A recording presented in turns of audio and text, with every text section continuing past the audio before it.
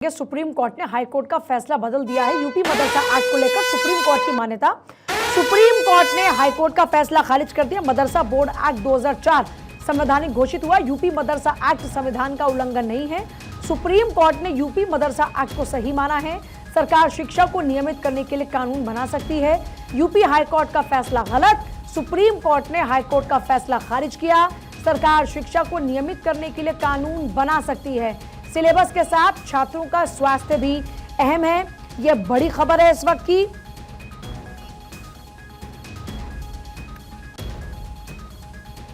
UP मदरसा board act की अगर देखिए बात करते हैं, मदरसा संचालक की तरफ से सुप्रीम कोर्ट में याचिका दायर की गई। मार्च में इलाहाबाद हाई कोर्ट में एक्ट को असंवैधानिक करार दिया गया और 5 अप्रैल को सुप्रीम कोर्ट का हाई कोर्ट के फैसले पर रोक।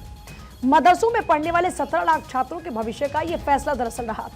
अब ये जो गैर मान्यता प्राप्त मदरसे हैं, मुरादाबाद में 550 का आंकड़ा, सिद्धार्थनगर में 525 है, बहराइच में 500 है, लखनऊ में 100 है, प्रयागराज में 90 है, आजमगढ़ में 132 है, कानपुर में 85 गैर मान्यता प्राप्त मदरसे हैं। अब यूपी मदरसा बोर्ड कानून जिसका जिक्र हो रहा है, आखिरकार ये है क्या? तो यूपी मदरसा बोर्ड एजुकेशन एक्ट 2004 उद्देश्य है मदरसों में शिक्षा की गुणवत्ता को सुधारना, छात्रों को रोजगार के बेहतर अवसर प्रदान करना। यूपी सरकार द्वारा पारित कानून मदरसों की शिक्षा व्यवस्था को बेहतर बनाने के लिए बनाया गया।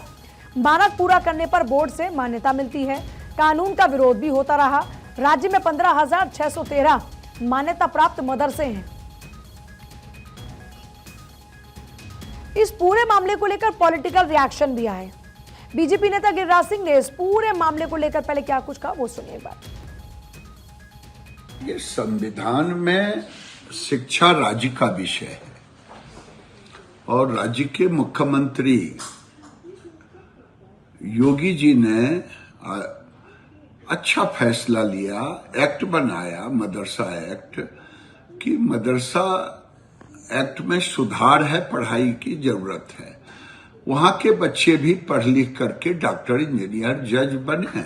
लेकिन कुछ कठमुल्ले ने, सब लोगों ने विरोध करते रहे। आज सुप्रीम कोर्ट के फैसले को सब लोग मिलकर स्वागत करना चाहिए। मुसलमानों को भी स्वागत करना चाहिए, क्योंकि उनके बच्चों के भविष्य का सवाल है। ये हर चीज में योगी जी अच्छा काम करते तो भी गाली, और ऐसे तो गाली देते ही रहते हैं, बुलडोजर बाबा कहते हैं। तो ये एक बहुत बड़ी फैसला है।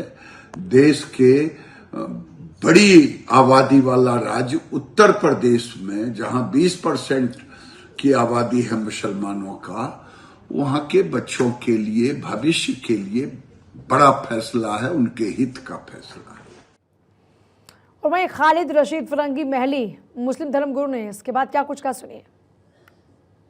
हम लोग अभी जो सुप्रीम कोर्ट ने फैसला दिया है उत्तर प्रदेश मदरसा एक्ट के सिलसिले में कि वो अनकॉन्स्टिट्यूशनल नहीं है बल्कि कॉन्स्टिट्यूशनल है, और इलाहाबाद हाई कोर्ट के उस फैसले को रद्द किया है। इससे तमाम मदरसे से मुताल्लिक लोगों में खुशी और मसरत की लहर दौड़ी। और जाहिर सी बात है, ये यूपी मदरसा एक्ट उत्तर प्रदेश की हुकूमत ने खुद बनाया था, तो कोई भी एक्ट जो हुकूमत ने बनाया हो वो किस तरीके से अनकॉन्स्टिट्यूशनल हो सकता है।